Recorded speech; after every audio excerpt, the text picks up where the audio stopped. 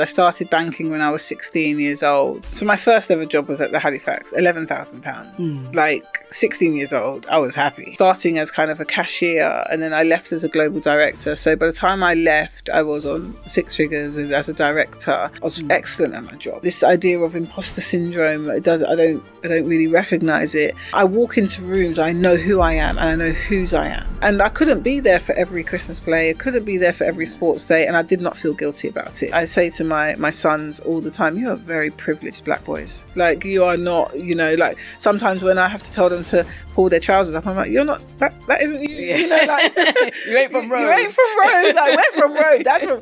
I struggled with identity. When I left corporate last year, I was like, who am I? Sometimes I couldn't get up to go and pick my daughter up. I was in the wilderness. I truly believe that every part of my career, every journey that I've had, I believe that God has been with me. And even when the times have been hard and this uncertainty has been there, I still feel like the decisions I've made have been led by God.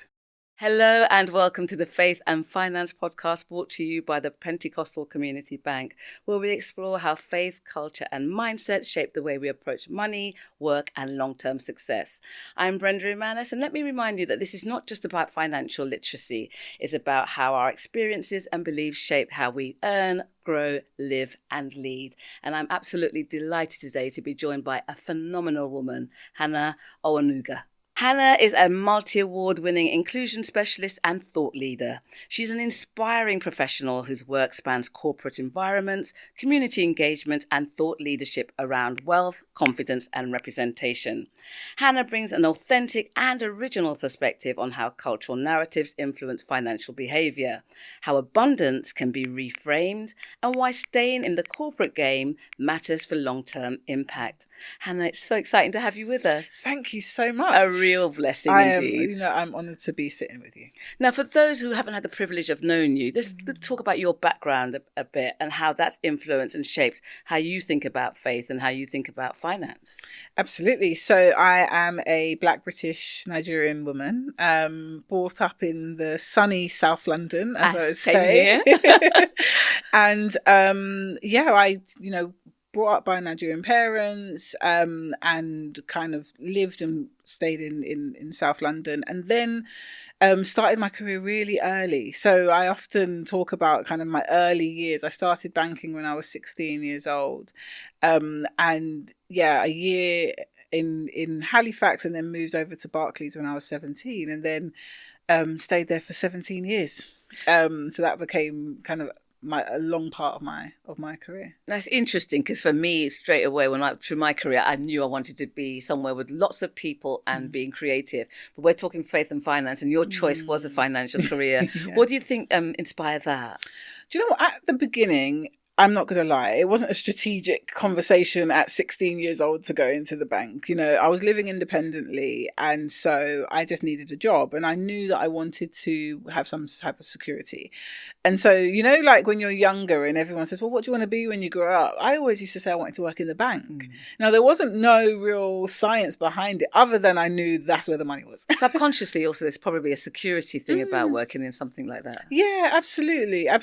And so, it wasn't a strategic move, but it was a move that actually became part of my life, a big part of my life. They say nothing is not planned. Yeah. And we know that God knows us before us, right? And so I truly believe that every part of my career, every journey that I've had, I believe that God has been with me. And even when the times have been hard and this uncertainty has been there, I still feel like the decisions I've made have been led by God. So what do you think you've most learned from that experience, and how did it shape you? So early on, I think what I learned is that, you really have to, surround yourself with people who are going to support you, who are going to encourage you, because it's not an easy journey. I often say that people probably measure my year 20 with their year 1. And so, I've been doing this for a number of years. And when I was earlier on in my career, I think a lot of the time I thought that I had to do it on my own. You kind of feel like, no one's out there to support you. And I learned quite early that actually the way I catapulted my career was by surrounding myself with people who either done it before me or who wanted to see me win. And so, if I think about some of the things that shaped me, being in a banking environment, you see how money is being handled. You see how people spend their money, dealing with clients, and they are, investing, and they're supporting their children. And that was one of the things I learned and saw quite early, that, a lot of my clients were putting money away for their children. And then when their children turned 18, they'd come and give deposits for a first house. We didn't have that. Yeah, I remember the insurance man coming around and my parents giving money for that. Yeah. Now I look back at it, actually, yeah. But because I also used to think, they did have a thing about building a foundation and about security, which I think in my 20s and that I kind of lost it, and it was live for now. And then now all of us, right? My respect for money has changed completely. Yeah, it does. And that is normal. We should normalize that. There are different phases in your life that you treat money very differently. And so early on in your career, you're probably a little bit more kind of like, you want to splash out, you want to spend, particularly if you come from like a low socioeconomic background. So you've come from not having a lot of money. You then enter the world of work, you start earning money. You will want to spend. You want to buy the things that you maybe didn't have. As you get older and you start to have family, you start to have children, you start to see different perspectives of life, that shifts. And it becomes much more about kind of what you can pass on, your legacy, how you invest in the right things, how you spend on experiences, as opposed to maybe the material things that you might have in your, when you were a bit younger. Can you differentiate what you feel you learned about money from your parents and your background to what you've learned and observed and experienced while working in a financial institution? Yeah, absolutely. I think, I always think that although our parents didn't have the language for investing and kind of like building wealth, there was an undercurrent there. Well, particularly from my parents, there was an undercurrent of understanding, but they did it in Nigeria. So although we see it as we should be invested in stocks, S&P 500 and property and all of that, I do believe that our parents, majority of our parents did understand about investing, but their focus was on Nigeria, and their focus was on building a house, a legacy, keeping it. And I used to say to my mum, she's late now, but I used to say, Mummy, I'm not going back to Nigeria, so I don't know who you're building this house. My foundation. I don't know who you're building this house for. And before she passed away, she actually sold her estate and was able to. And the reason why is because she didn't want us to have to go back and deal with that environment where we're not, kind of attuned to that. But I watched my mum work, send money back to build. And so actually that kind of has been ingrained in me. Now, I must admit that I then had to go and learn about building wealth here. I had to learn that actually to build wealth, you need a kind of portfolio as opposed to just property. But I do think that a lot of us, although even maybe, whether it's unconscious or consciously, have seen our parents work really hard and then send money back. And this idea that actually they are putting money away to build something. Yeah, no, as you was talking, I was trying to reflect on what I saw, and I saw money jars a lot, and we'd put all the change into money jars, which I used to love seeing and digging out of again. But also they had partners, so they would take it in turn to do that. Yeah, my parents did that as well. Yeah, so more respected them than I gave them. Because it's not our language, isn't it? So now we can translate it. Now we as adults, we can then think, oh, wow, yeah, when they were putting that money away, when they were doing the partner that even my mum loved to do, it was because they recognised about saving and then having bulk and then using that bulk for something. I think we have the same principles now. It's just very different language. Now let's talk about your own career and how your wealth grew through that process. Because I'm assuming, like the rest, I remember my first salary. I can't remember. I think it was about 15 to 20,000 as a journalist. I think 20 was later, but you built from something similar to what, 6 figures, which is outstanding. So tell us how that happened and how your approach to money supported that. Yeah, so So my first ever job was at the Halifax, £11,000. Like 16 years old, I was happy. I was, all of a sudden I'm earning money. And then I moved to Barclays, and then I do remember my first salary at Barclays was 21,000, and I thought, oh my God, just got all this money, right? 17 years old, you do think that that's a lot of money. And then I grew in the organisation. I didn't go to university, but they ended up paying for me to go to university. So I went to university, I did a management and leadership degree, and then I became a bank manager. So I became bank manager at 21, and then by 24, I was an area manager. And so that's when I started to see my salary kind of grow. And then, I stayed at Barclays for nearly 18 years. And so starting as kind of a cashier, and then I left as a global director. So by the time I left, I was on six figures as a director. And then I moved into real estate, and that's when I started to earn multiple six figures.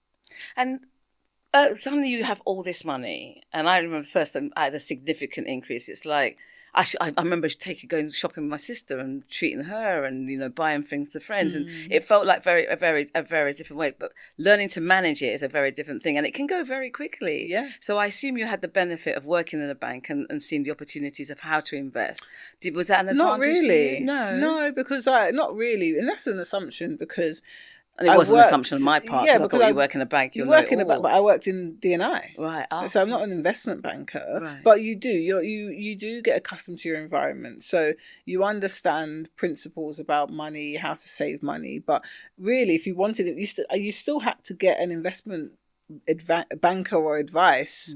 But I suppose what it did do to me is it made me realise that actually, as I'm progressing in my career, actually I need to make more sensible choices with my money, and so that's where I invested in property, in stock, in ISAs and all of them things. But I had to get an advisor. I had to get a financial advisor. I was about to ask you, because not everybody knows where to turn to do that. And I was going to ask you how you did that. You were conscious that you needed some support in that area. Yeah. So I have friends, Emmanuel, that many of you know, who works together. He's been on the podcast. Yeah, so we worked together at Barclays, so he was a good friend of mine. So I knew I had that kind of network. I think that's also quite important to just sit on for a minute. Like when you as you progress in your life, your network changes. It does. You then start to surround yourself with people who are also earning that money. So although people, are always kind of like, oh wow, like this is how much you earn,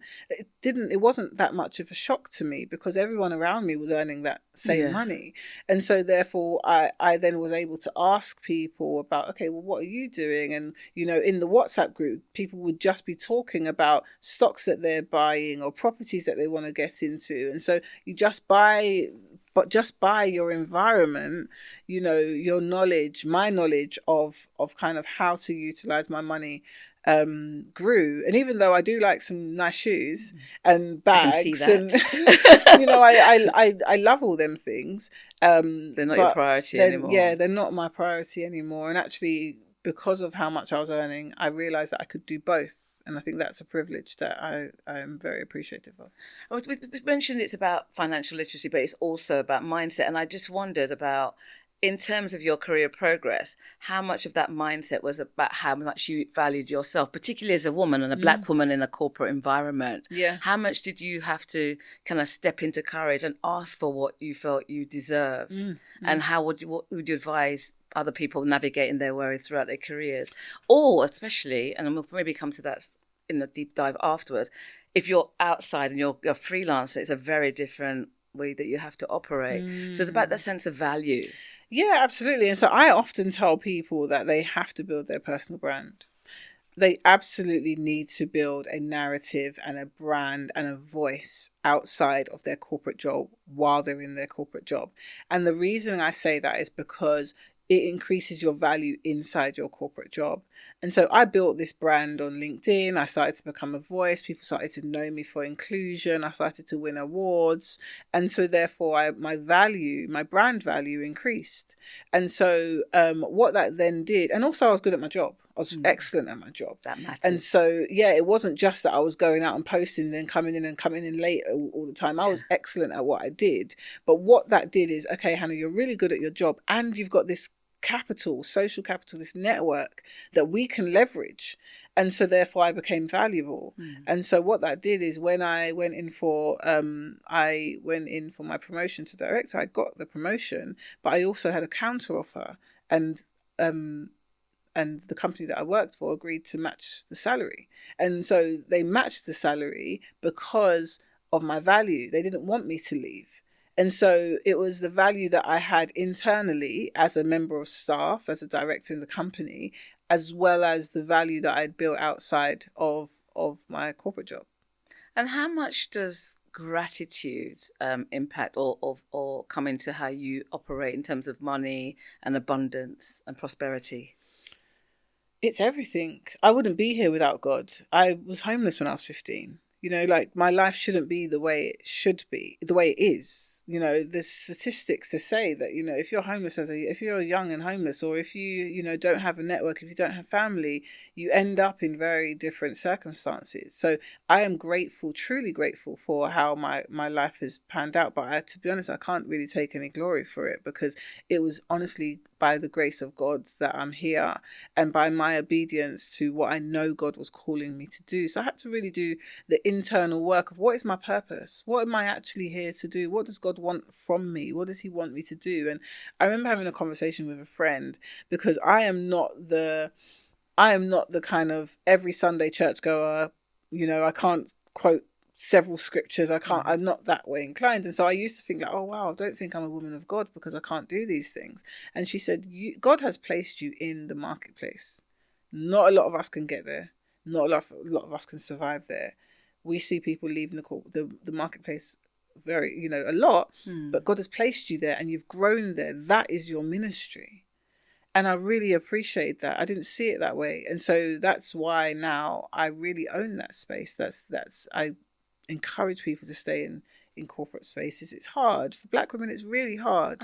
In a way, it feels like a lesson to me, because I remember I felt the same, because I don't go to church every single day, but I'm a believer. And I can quote scripture to you now because I have to research it and find something that works for me. But I also see what you see about the corporate world, but inside the corporate world, it's really hard. So what did you rely on your faith there when things got tough, or had you already built a dogged resilience because of the nature of what you'd been through? I feel like God gave me the grace. He sent me angels. He sent me people to help me. So it wasn't that, I didn't experience no hardship, but I felt like God gave me the grace to amplify my voice, put me in the rooms that, others weren't in. He, sent me people. There were some significant people that joined the bank, and by them joining, I got promoted. Right? There was these things that were happening that just, were not of my doing, but really added to the trajectory of my career and my life. And so I suppose even in the marketplace, it's hard, don't get me wrong, especially as a woman. I work in DEI. I can, either you're from low socioeconomic background, you're a woman, you're Black, you're dyslexic. Tick all the boxes, you've got it all stacked up against you. But I walk into rooms, I know who I am and I know whose I am. And so I don't, not to say I don't get nervous, we all get nervous, but I don't, this idea of imposter syndrome, I don't really recognize it, because actually I'm excellent at what I do. I think it's so important. I invest in my development. Like, I don't expect, if I'm late to work, if I don't prepare for meetings, if I don't prepare for board meetings, if I can't, hold conversations with senior leaders, then actually I'm not ready for the next step. I think sometimes we're living in this current world where people want to almost jump over, the hard work. That reads me nice, because I had a quote of scripture which I was going to throw you next. So let me hand it to you gently now. It's Ecclesiastes 7 verse 8 says that the end of a matter is better than its beginning. And I was going to ask you about how you felt about this generation now who are encouraged.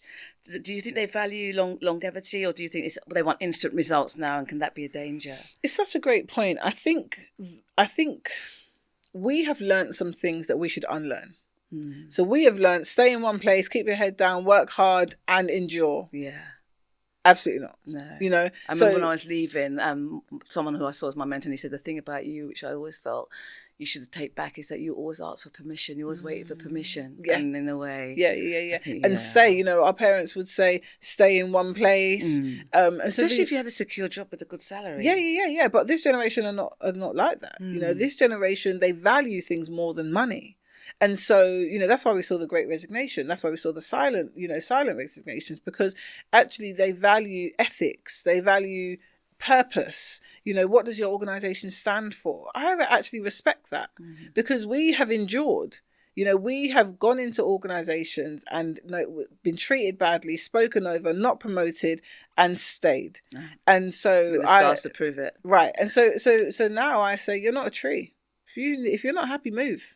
You know, like actually really recognize that you can move. Now, what I don't really subscribe to is this idea that, and it's probably rich coming from me because now I'm an entrepreneur, but that, everyone should leave the business, leave the corporate world and go and start their own business. I don't think that. I don't subscribe to that at all. What do you see as the dangers in that? Yeah, because if we all did that, then we don't have anyone around the decision-making table that looks like us.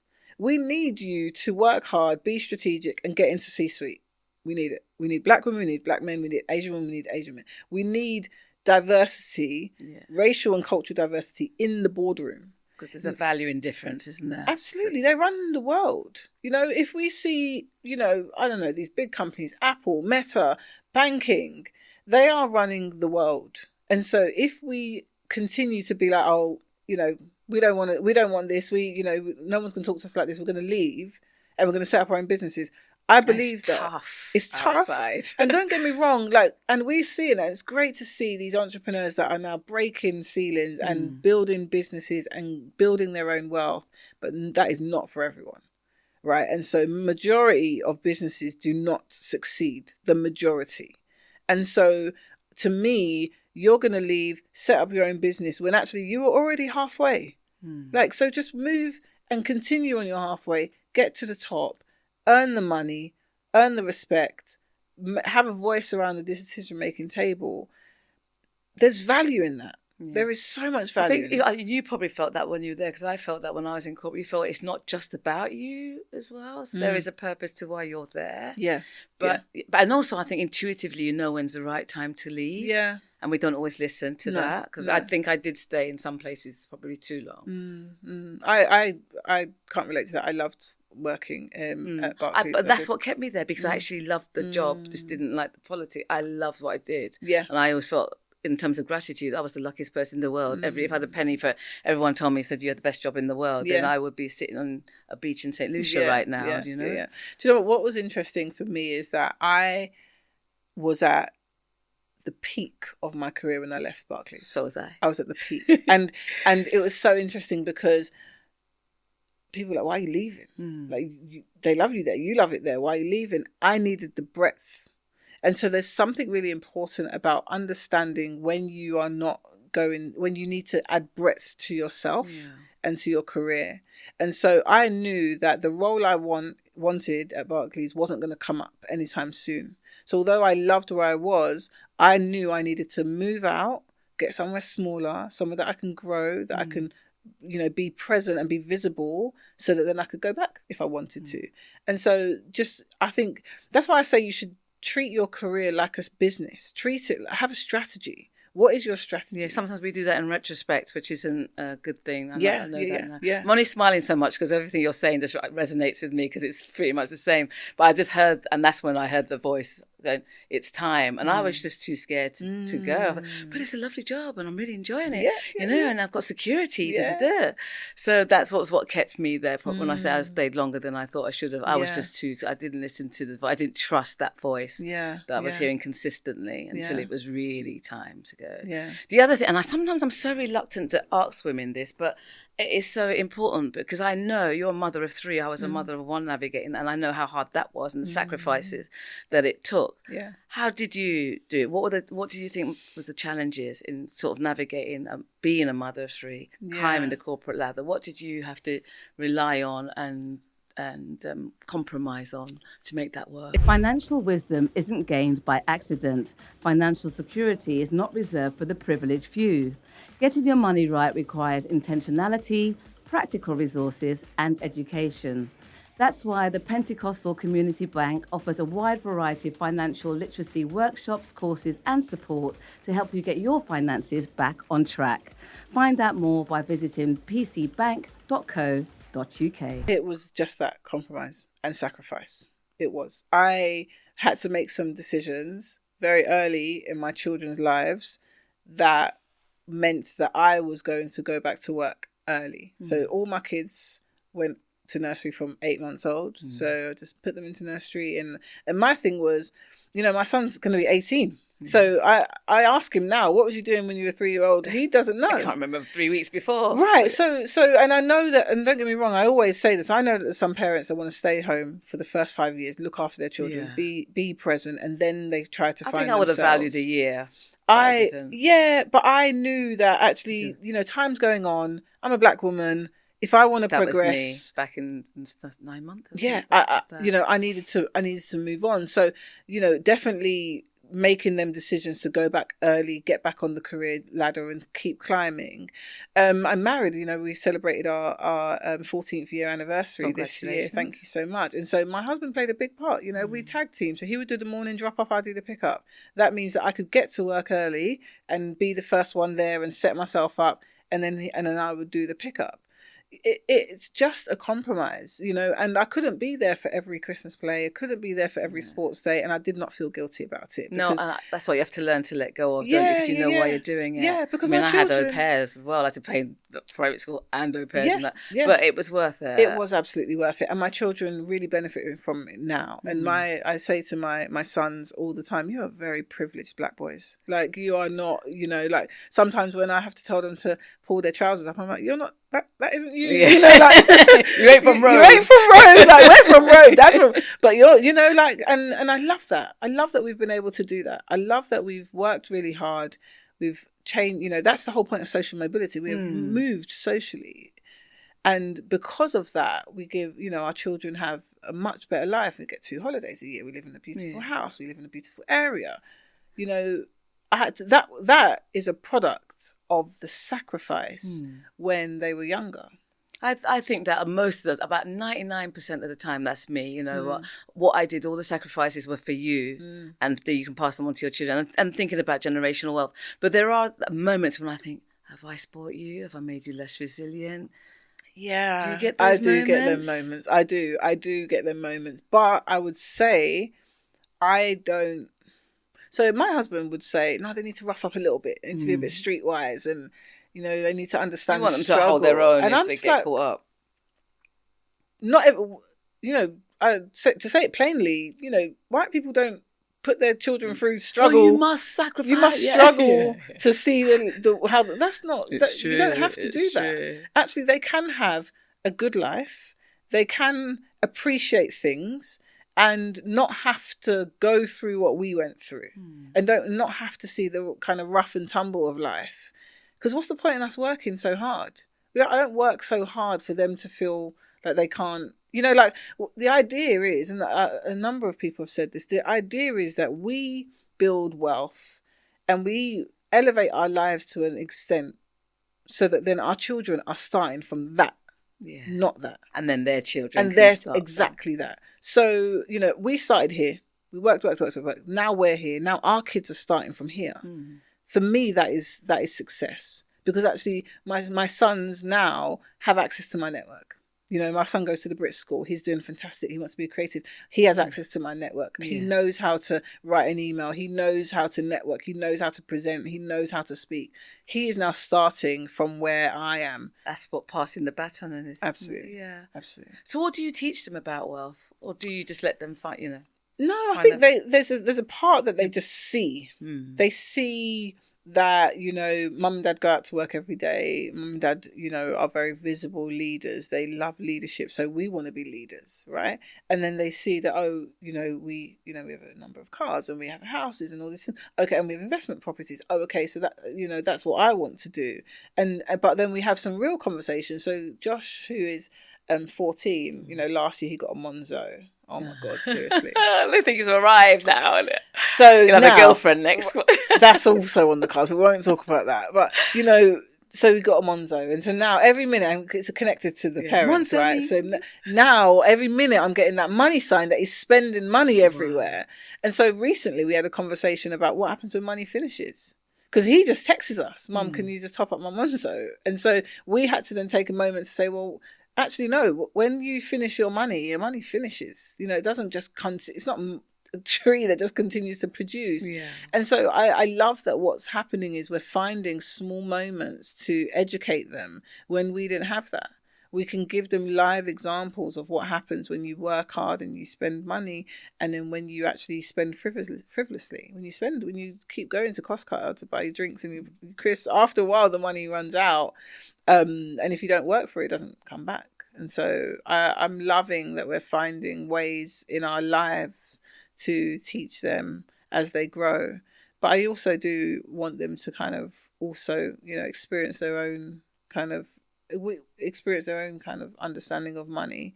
But then we give them books. You know, they've read Emmanuel's book. They've you know, done all the things that you want them to do to give them the education. Yeah. So I think it's important, because as they grow, you don't want to work so hard. You bring them to this level, and then they go into the big world, and they go down because they haven't, you know, they don't have the understanding. So that would be a waste of our investment. So I suppose we want to guide them, we want to give them support, but we also need to give them a bit of space. And I'm not going to lie, the hardest point of my parenthood has been 17 to 18 years old. Right. Jeez. And that's with boys. Yeah. It is so hard. I'm really struggling with it. It's like a live thing, because they're adults.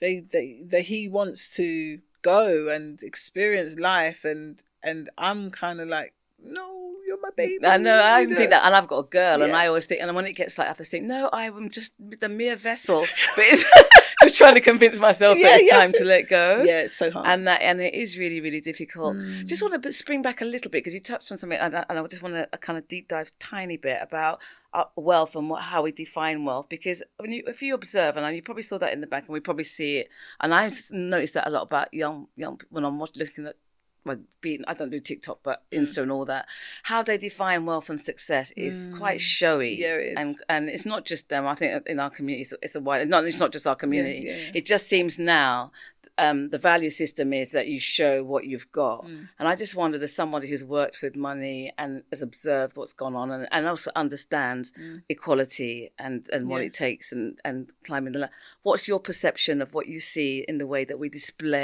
people display their wealth, and how you now define what wealth is? Because for me, it's peace of mind and being able to sleep 6-8 hours. That's a luxury in itself, and have a holiday and feel sun on my skin. Absolutely right. So the Black community specifically wear their wealth on they want to show the wealth through material things, right? And so what happens then is that we appear to be wealthy, but maybe we do not have the financial wealth that will grow and provide legacy. I do think that social media plays a big part into it. There's a peer pressure now. There's a peer pressure, absolutely. There's a peer pressure. There's also this idea that if you didn't post it, it didn't happen. So you have to post the shoes and the bags, unless that means you don't have them, you don't own them. And don't get me wrong. I think there's something nice about acquiring nice things. I think going to nice places is nice, but real wealth for me now in this season is time. The time. I feel I'm extremely wealthy because I have the time. I can do what I want when I want to do that. And I also think that wealth is a luxury, isn't it? Yeah. And I am grateful for it. And actually, God put me in a season that I didn't even know I wanted. I didn't choose to have this luxury of wealth, of time. Last year, I lost my mum and I lost my job. And so them two big catastrophic things happened. And I had to really rethink my whole life, and what's coming out, what's emerging. And I say emerging because I'm still figuring it out. Yes, you do. Is that actually I now have the time to invest in myself, to have really meaningful conversations. And I think I'm really grateful because all of the financial decisions that I made whilst earning that money now means that I don't have to rush. I'm not rushing to look for a job. I don't have to. And actually now I'm building a business And even within my business, I'm not having to do, I was saying to one of my board members this morning, I am not rushing out doing a whole load of outreach because I am getting a really nice influx of businesses, large businesses, banks and the like, coming to me saying, Hannah, we want you to do some work for us. And so I'm really grateful. This is why I started the conversation with build your personal brand while you're building your career. But also your networks, because you mentioned that you had mentors. And I've found, having gone freelance, is that your network becomes so vital to your existence. Yeah. That is wealth. It is. It is. The first thing I did when I built my business, Inclusive Foundations, is I set up a board. So I have 5 members of my board for IFP, and they are ex-CEOs or CEOs. They've sold businesses. One of them sold his business for £15 million. I knew that if I was going to grow and build a business, that it can't be Hannah. It can't be the Hannah Show. It needs to be a business on its own. And so then that requires... So I lent into my network and I said, look, I'm building this thing. I need somebody to help me. And I remember the first time I had a meeting with one of my board advisors, he said, so how much are you going to sell this business for? I said, I haven't even built it yet. but that thinking, that forward thinking, I would have never thought that. But now, every time I see him, he's like, right, okay, how's this contributing to the sale? That changes how I run my business. So your network is absolutely so critical to you in your career. Because, I would say that, right now I have a board for IFP, my business, but I had a board when I was in my career as well, my board of directors, I called them. When I was negotiating my salary, I called one of my board of directors of Hannah and said, this is what they're offering me. And she said, absolutely not. She said, this is the number to send. I said, I can't send that number. Did you close your eyes and do it? And she said, do it. I closed my eyes and do it. And they came back and said, yes. So I suppose the message there is that you don't need to do this life on your own. Build your network, surround yourself with good people, and then recognize that people have done this before you. There is a blueprint already out there. I was not the first person to make 6 figures. There's several millions. And so therefore, I just had to tap into that to believe that it could be happening for myself. And so, my network is absolutely my net worth. And I am very privileged that I have such a rich network, and not even only rich financially, but rich in experience, in diversity, because what it's now doing is it's allowing me to build a business that I will sell one day, which is exciting. Was your loss of your job because of this whole DEI backlash that we're seeing worldwide? It was, they just restructured. Right. And but looking at what we're seeing now, are you slightly concerned, or are you, I guess, you on faith, thinking that everything turns around and it's for a reason, and some leaders will only be in position for a certain amount of time, and we just need to have patience? No one you're talking about. Do you know what? If I'm very honest with you, I've been doing DEI for a long time. There have been movements. We've seen the backlash several times. There's always is, right? And so the way I have just always responded to that is language evolves, language changes. So, if you work in HR, you used to be called personnel. Then you're called HR, and now you're called people, the people function, or it used to be called training, now it's called learning and development. Language evolves. The language of DEI will change. I no longer call it DEI. I don't use that language no more.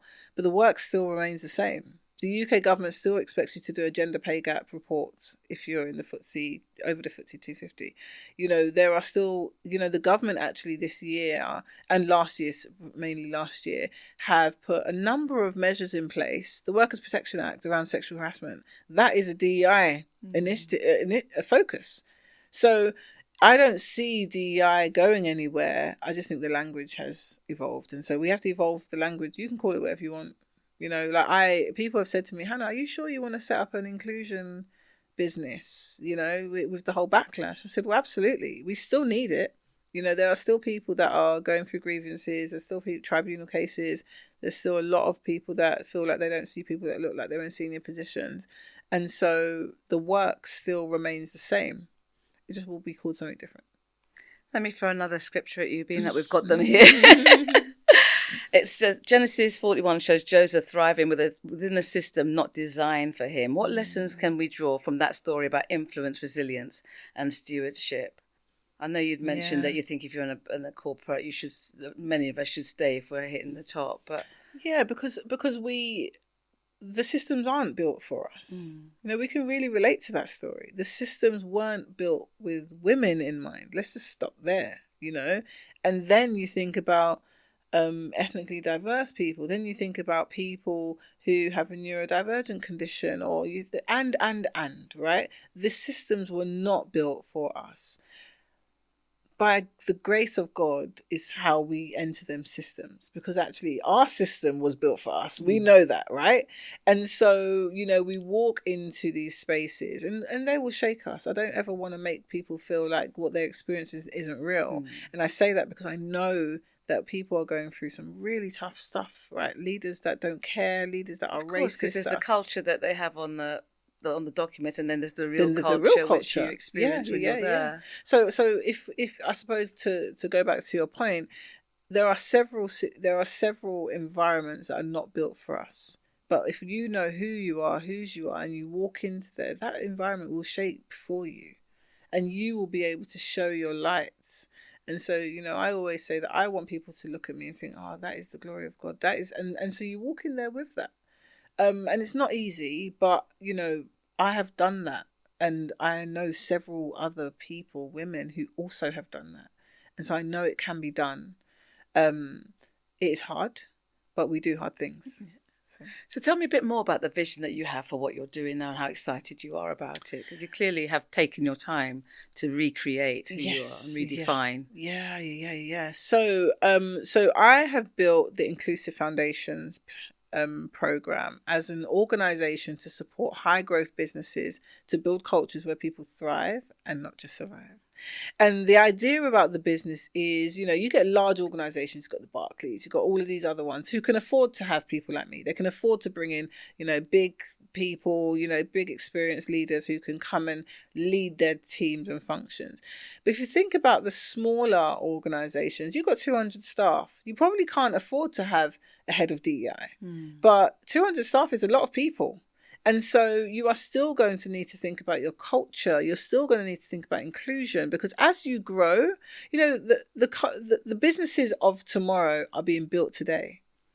And so what I want to do is, as you are building your business for tomorrow, as you're going to be the next big fintech, I want to help you build your culture so that when you go to look around the table, you don't all look the same and sound the same. And so I built IFP in a way that we have a faculty. So we have 10 consultants in the faculty, which means that it is not the business does not rely on me. I manage the clients, I manage the relationships, I build the strategy, and then my faculty go out and support our clients and build and do the work and deliver the work. And so that means that actually our business can grow at scale very quickly, because actually it's not just dependent on Hannah going out and delivering, but we have consultants that can go around the country and deliver and support organizations as they grow. And so I was very intentional about that model, but I didn't think of that all by myself. It was my board. My board said, well, you can't go and do it, so what are you going to do? And then I kind of was like, oh yeah, but maybe I'll just do it me until I get, and they said, no, if you want to build a business, you need to build a business that is not reliant on you. What I'm most excited about IFP is the fact that actually we want to do inclusion very differently. So a lot of organizations hire a full-time headcount. We're saying we'll come in and work with you for 3 months, 6 months, or 9 months. And in that time, we will help you embed inclusion into your systems, into your talent management, into your leadership development, into your board. So that actually when we step away, the teachings have been ingrained into the organization. And so that's what we're doing at the moment. It's very exciting. I would say I am very privileged that as a startup I have got some amazing clients, and I am definitely leveraging my brand in that way. And how much do you approach your life planning as you do your business planning? I mean, do you have a set goals and ambitions for how you see your family, where you want to be in 5 years' time, all that sort of thing, or do you more go with the flow on that? It's a great question, and I won't lie to you and say that I am a very organized person. I have ADHD, so I like the shiny thing and I work on the shiny thing, and then my brain just goes on to another shiny thing. Yeah. And so, and that's quite a recent diagnosis. So I'm still kind of figuring what that is, what that's out. But it's But at really least you interesting. know that you can operate with it. Exactly. And it allows me to really lean into my strengths. But at home, I would say that, we are very much led by both of our careers. So my husband owns his own business as well. And so it just means that, what we want for our careers then determines how we live our life. And so we see that, right, in terms of, where we live and all of these other things. That's been because we've built our careers. I have had a very strict strategic plan for my career for the last 10 years. That is why last year threw me in the pits. Because it wasn't on my plan. I didn't expect to leave the corporate world. I didn't want to. I loved the corporate world. I wasn't one of them people that wanted to get out. I highly, highly recommend people stay. You will get politics everywhere. Even in your business, you get politics. Make it work. So it was really interesting because I had a plan. I had a career plan till 40 that I've been building since I was 30. Then a sudden wake up call. But what I found becoming freelance is that I learned so much more about myself, because I think when you're in a corporate space, you're so busy being busy and so busy being who they expect you to be. You don't have much time to pause and reflect about who you are. And I found when I left that I suddenly realized I really didn't know myself. I remember listening to the radio, and there was an interview, and there's somebody that asked them about their favorite record and and I realized I didn't, all of that, there's silly little things like that about myself I hadn't known, because I had lived to this label and this expectation of self. Yeah. So in a way, it's a gift to kind of be thrown and tested in that way, because then when you're rebuilding, you've had that time to work out your value systems and who you are. Yeah. But we don't always do that, do we? We don't. And I struggled with identity. When I left corporate last year, I was like, who am I? I thought I was nobody. Because your label, the titles are stripped away from you. I actually thought I was no one. I had to sit with myself, because I was just like, I don't know who I am. Like, what? I don't have the big title behind me. I don't know. Like, who cares about Hannah? Like, I'm normally Hannah with this director or partner. Like, it was such a shift. And I had to really dig deep, and I had to ask God, who am I? Who do you want me to be? What am I really here to do? Because I thought that I was Hannah from Barclays and Hannah from this and Hannah from that and all these big titles. I thought that was who I am. But now I don't have that. And so, God told me that I am much more than that. He told me that because even when I was down, I was still up. Really bizarre. I knew I was down, but I was still up. I was still people were still trying to reach out to me. People were still asking me to speak. People were still coming to me for advice. I got a publishing deal last year to write a book, all whilst not having the title. And it really made me realize that we put these titles on ourselves and we hang ourselves up on these titles, but actually God knows that he wants more from us. And that actually the title is it's like a minuscule of what actually he has a plan for us. And I didn't know that.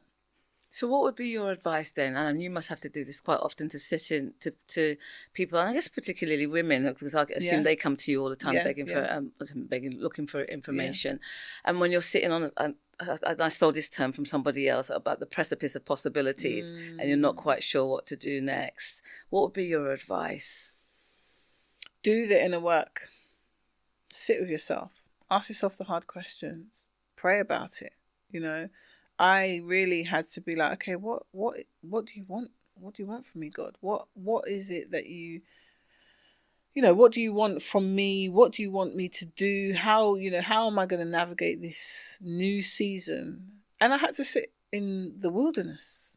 I could not see further than where you're sitting. I could not see it. Sometimes I couldn't get up to go and pick my daughter up. I was in the wilderness. Last year, majority of it, I was in a place where I just didn't know what God was asking of me. And I had to sit there and I had to pray. And I had to believe, and I had to follow my instinct. I had to really tune in to, okay, God, you know. And what was happening is, you know, organisations were reaching out and saying, oh, Hannah, we've got this role, and it wasn't sitting. Big organisations were like, oh, Hannah, you know, we've got this position. Would you be interested? And I was just like, no. Because you were listening to your heart. Something was like, that's not where I want you.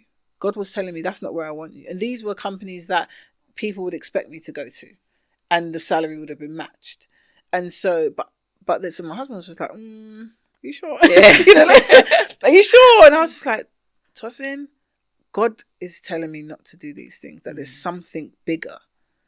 And so that's what I'm believing. There's an analogy when as you were talking, an image came in my head, and I think it was T.D. Jakes, I'm not quite sure, talks about retreat to advance, when you literally have to pull, and when I get stuck, that's what I do, you're going to pull back the arrow, and there's all that tension, and you don't know quite where to pull it, and once you've learned and you focus and you let it go, and it's just a slide. I love that. That's what I say, I'm in the sling at the moment, at the slingshot. I'm being pulled back to then be catapulted forward. And so, but you have to believe that. You have to believe it. If you don't, you'll be like, I need a job, you know? And so that's where I am. That's where I am. Well, I think you're in an amazing place. And I've got to thank you, because it's been such a truly inspiring and insightful conversation. And I think the fact is, because you live in your authenticity, I think that's a testament to how successful you are. And I'm sure our audience will gain so much insight from you, Hannah. Thank you so much. No worries. Thank you. I'm really glad it's been a real blessing have this conversation with you. Yeah. Thank you. No worries. Hannah has reminded us that wealth is not just about accumulation, but about mindset, stewardship, and sustained influence. Today's episode is an invitation to reflect on how culture, faith, and intentional choices shape our relationship with money, and how staying the course can open doors not just for ourselves, but for those coming after us. Thank you very much for joining us on Faith and Finance. I really hope you were inspired by that brilliant conversation with Hannah. If you like more conversations that deep dive on how our faith impacts our life and how we spend our money and our success, then don't forget to like, subscribe, and tell your friends. And I hope you too will be showered with blessings. Goodbye.